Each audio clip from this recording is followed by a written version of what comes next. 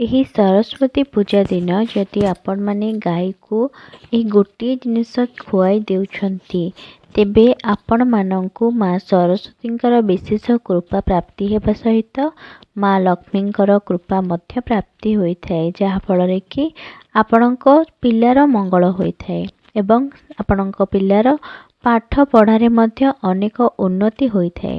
ଆପଣମାନେ ନିଶ୍ଚିତ ଭାବରେ ଜାଣିଥିବେ ଯେ ଗାଈକୁ ଗୋମାତା ବୋଲି ସମ୍ବର୍ଦ୍ଧନା କରାଯାଏ।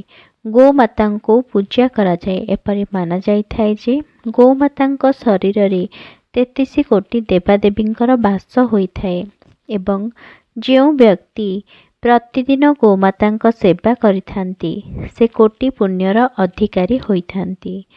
ସାଙ୍ଗମାନେ, ଆଜିର ଏହି ଭିଡ଼ିଓଟି ଆପଣମାନଙ୍କ ପାଇଁ ନିଶ୍ଚିତ ଭାବରେ ଜ୍ଞାନବର୍ଦ୍ଧକ ହେବ।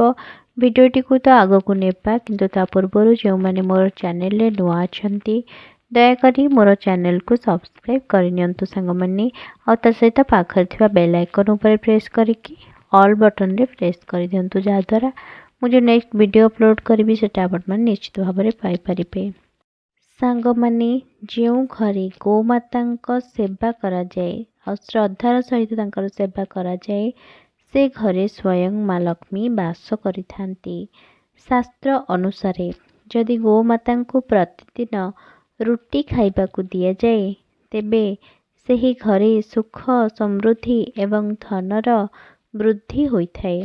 ତେବେ ଆପଣ ପ୍ରତିଦିନ ଘରେ ଯେଉଁ ରୁଟି ବନେଇଥାନ୍ତି, ସେହି ରୁଟିର ପ୍ରଥମ ରୁଟିକୁ ହିଁ ଯଦି ଆପଣ ଗାଈକୁ ଖାଇବାକୁ ଦଉଛନ୍ତି, ତେବେ ଆପଣଙ୍କ ଉପରେ 33 କୋଟି ଦେବାଦେବୀଙ୍କର ଆଶୀର୍ବାଦ ରହିବା ସହିତ ମା ଲକ୍ଷ୍ମୀ ମଧ୍ୟ ଆପଣଙ୍କ ଉପରେ କୃପା ବୃଷ୍ଟି କରିଥାନ୍ତି। ସାଙ୍ଗମାନେ, ଗାଈକୁ କେବେ ବି ବାସି ରୁଟି ଖାଇବା ପାଇଁ ଦିଅନ୍ତୁ ନାହିଁ। ସାଙ୍ଗମାନେ, ଗୋମାତାଙ୍କୁ ଗୁରୁ ଗ୍ରହ ରୂପେ ସମ୍ବର୍ଦ୍ଧନା କରାଯାଏ। ଗୁରୁ ଗ୍ରହ ଅର୍ଥାତ୍ ବୃହସ୍ପତି ଗ୍ରହ। ଆପଣ ଯଦି ଗୁରୁବାର ଦିନ ରୁଟିରେ ଗୋଟି ଚୁଟକି ହଳଦୀ ଲଗାଇ ଗୋମାତାଙ୍କୁ ଖାଇବା ପାଇଁ ଦଉଛନ୍ତି, ତେବେ ଆପଣଙ୍କ ଉପରେ ବୃହସ୍ପତିଙ୍କ ଶୁଭ ପ୍ରଭାବ ପଡ଼ିଥାଏ, ଶୁଭ ଫଳ ଆପଣଙ୍କ ଉପରେ ପଡ଼ିଥାଏ, ଯାହାଦ୍ୱାରା ଆପଣମାନଙ୍କ ଜୀବନରେ ସମ୍ମାନ ମିଳିବା ସହିତ ସମାଜରେ ଆପଣମାନଙ୍କୁ ସମ୍ମାନ ମିଳିଥାଏ। ତା ସହିତ ଗୃହରେ ଧନ ଧାନ୍ୟରେ ମଧ୍ୟ ବୃଦ୍ଧି ହୋଇଥାଏ। ଯେଉଁ ବ୍ୟକ୍ତିମାନେ ସର୍ବଦା ଚିନ୍ତାରେ ରହୁଛନ୍ତି, ଯେଉଁମାନେ ସବୁବେଳେ ମାନସିକ ଚିନ୍ତାରେ ରହୁଛନ୍ତି, ସେମାନେ ଯଦି ଗାଈକୁ ସବୁଦିନ ରୁଟିରେ ଗୁଡ଼ ଲଗାଇ ଖାଇବାକୁ ଦେଉଛନ୍ତି, ସେମାନଙ୍କର ମାନସିକ ଯେଉଁ ରୋଗ ରହିଛି ସେଥିରୁ ସେମାନଙ୍କର ମୁକ୍ତି ମିଳିଥାଏ। ସାଙ୍ଗମାନେ, ଯଦି ଆପଣଙ୍କ କୁଣ୍ଡଳୀରେ କୌଣସି ଗ୍ରହ ଆପଣଙ୍କ ଅଶୁଭ ପ୍ରଭାବ ପକାଉଛନ୍ତି, ତେବେ ଆପଣ ଯଦି ନିଜ ଗୃହରେ ବନାଯାଉଥିବା ପ୍ରଥମ ରୁଟିକୁ ଗାଈକୁ ଖାଇବା ପାଇଁ ଦଉଛନ୍ତି, ତେବେ ଆପଣଙ୍କ ଉପରେ ସବୁ ଗ୍ରହଙ୍କ ଶୁଭ ଫଳ ମିଳିଥାଏ। ଯଦି ଆପଣ କୌଣସି ଶୁଭ ବା ମାଙ୍ଗଳିକ କାର୍ଯ୍ୟ କରିବା ପାଇଁ ଚାହୁଁଛନ୍ତି, କିନ୍ତୁ ସେଥିରେ ସବୁବେଳେ ବିଘ୍ନ ଘଟୁଛି, ଆପଣମାନେ ଆପଣଙ୍କର ଶୁଭ କାର୍ଯ୍ୟକୁ କରିପାରୁନାହାନ୍ତି, ତେବେ ଆପଣମାନେ ପ୍ରତିଦିନ ଗାଈକୁ ରୁଟି ଖାଇବା ପାଇଁ ଦିଅନ୍ତୁ। ଯେତେବେଳେ ଗାଈକୁ ରୁଟି ଖୁଆଇ ଦେଉଛନ୍ତି, ସେତେବେଳେ ଗାଈର ମସ୍ତକକୁ ଛୁଇଁ ଗାଈର ମସ୍ତକକୁ ଆଉଁସି ନିଜର ମନସ୍କାମନା ଗାଈ ନିକଟରେ କୁହନ୍ତୁ ଏବଂ ତାକୁ ପ୍ରଣାମ କରନ୍ତୁ। ଏହାଦ୍ୱାରା ଆପଣଙ୍କର ମନସ୍କାମନା ପୂର୍ଣ୍ଣ ହୋଇଥାଏ। ସାଙ୍ଗମାନେ, ଭଗବାନ ଶ୍ରୀକୃଷ୍ଣ କହିଛନ୍ତି, ଗାଈ ହେଉଛନ୍ତି ସମ୍ପୂର୍ଣ୍ଣ ଜଗତର ଜନନୀ। ସେଥିପାଇଁ ଆମେ ତାଙ୍କୁ ଗୋମାତା ବୋଲି କହିଥାଉ ଏବଂ ଯେଉଁ ଘରେ ଗୋମାତାଙ୍କ ସେବା କରନ୍ତି, ସେ ଘରେ ସମସ୍ତେ ଖୁସିରେ ରହିଥାନ୍ତି। ଯେଉଁ ଘରେ ଗୋମାତା ବାସ କରନ୍ତି, ସେ ଘରେ ସମସ୍ତ ବାସ୍ତୁ ଦୋଷ ନଷ୍ଟ ହୋଇଯାଏ। ସାଙ୍ଗମାନେ, ଯେଉଁ ବ୍ୟକ୍ତି ପ୍ରତିଦିନ ଗୋମାତା ସେବା କରିଥାନ୍ତି, ସେମାନଙ୍କ ଉପରେ 33 କୋଟି ଦେବାଦେବୀଙ୍କର ଆଶୀର୍ବାଦ ରହିଥାଏ। ଗୋମାତା କାମଧେନୁ ଅଟନ୍ତି। ସମସ୍ତଙ୍କର ମନସ୍କାମନା ସେ ପୂର୍ଣ୍ଣ କରନ୍ତି।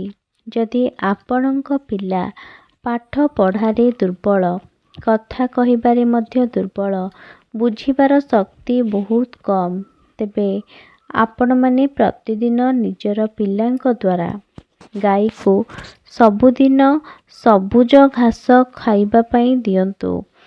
ଏପରି କରିବା ଦ୍ୱାରା ସେମାନଙ୍କର କୁଣ୍ଡଳୀରେ ଅର୍ଥାତ୍ ଆପଣଙ୍କର ପିଲାମାନଙ୍କର କୁଣ୍ଡଳୀରେ ଯେଉଁ ସବୁ ଗ୍ରହ ଦୋଷ ରହିଥାଏ ତାହା ଖଣ୍ଡନ ହୋଇଯାଏ।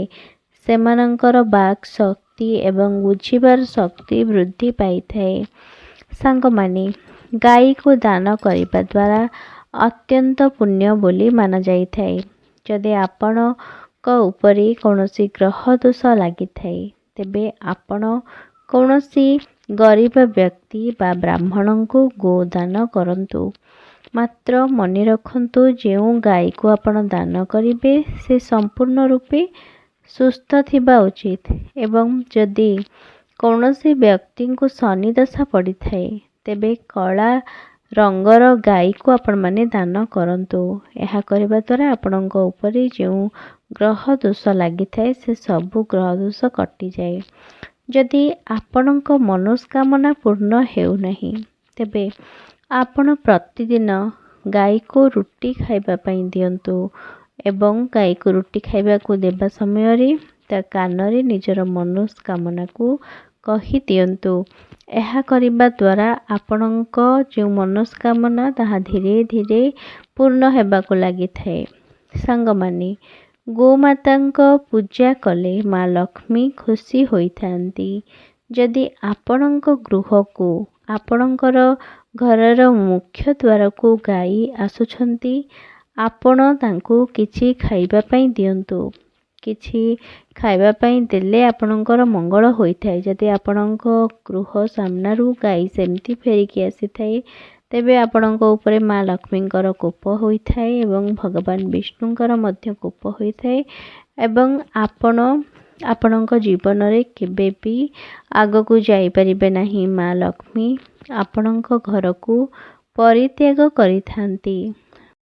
ଯଦି ଆପଣଙ୍କ ଘରକୁ ବି ଗୋମାତା ଆସୁଛନ୍ତି ତେବେ ଆପଣ ତାଙ୍କୁ କିଛି ଖାଇବା ପାଇଁ ଦେଇ ହିଁ ଛାଡ଼ନ୍ତୁ। କିଛି ଖାଇବା ପାଇଁ ଦେଲେ ଆପଣଙ୍କର ହିଁ ମଙ୍ଗଳ ହୁଏ। ଆପଣଙ୍କ ଉପରେ 33 କୋଟି ଦେବାଦେବୀଙ୍କର ଆଶୀର୍ବାଦ ରହିଥାଏ। ତେଣୁ ଆପଣମାନେ ଏହି କାମକୁ ନିଶ୍ଚିତ ଭାବରେ କରନ୍ତୁ। ଗୋମାତାଙ୍କୁ ସବୁବେଳେ ସମ୍ମାନ ଦିଅନ୍ତୁ।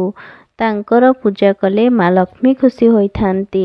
ଯଦି ଆପଣଙ୍କ ଘରର ମୁଖ୍ୟ ଦ୍ୱାରକୁ ଗାଈ ଆସୁଥାଏ ଆଉ ପ୍ରତିଦିନ ଆସୁଥାଏ, ଆପଣ ତାଙ୍କୁ କିଛି ନା କିଛି ଖାଇବା ପାଇଁ ନିଶ୍ଚିତ ଭାବରେ ଦିଅନ୍ତୁ। ଯଦି ଖରାଦିନେ ଗାଈଟି ଆପଣଙ୍କ ଘର ଦ୍ୱାରକୁ ଆସୁଛି ତେବେ ତାକୁ ପାଣି ପିଆନ୍ତୁ। ଏହା କଲେ ସମସ୍ତ ରୋଗରୁ ମୁକ୍ତି ମିଳିଥାଏ। ସାଙ୍ଗମାନେ, ମନେ ରଖନ୍ତୁ, ଆପଣ ଶୀତଦିନେ ଗାଈକୁ ଗୁଡ଼ ଖାଇବା ପାଇଁ ଦେଇପାରିବେ କିନ୍ତୁ ଖରାଦିନେ ଗୁଡ଼ ଖାଇବା ପାଇଁ ଦିଆଯିବ ନାହିଁ।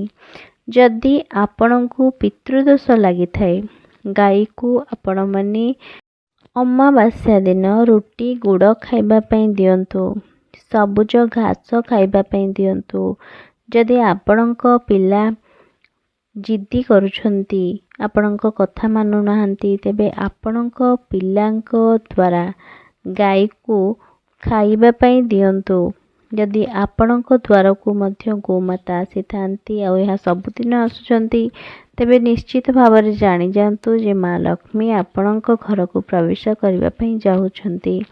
ତେଣୁ ଆପଣମାନେ ଗୋମାତାକୁ କେବେ ବି ଅସମ୍ମାନ କରନ୍ତୁ ନାହିଁ। ତାଙ୍କୁ ସବୁବେଳେ ସମ୍ମାନ ଦିଅନ୍ତୁ, ପୂଜା କରନ୍ତୁ। ଆପଣମାନଙ୍କ ଉପରେ ଯଦି କୌଣସି ଗ୍ରହ ଦୋଷ ଲାଗିଥାଏ, ଆପଣମାନେ ନିଜ ହାତରେ ଗୁଡ଼ ରଖିକି ଗାଈକୁ ଖାଇବା ପାଇଁ ଦିଅନ୍ତୁ।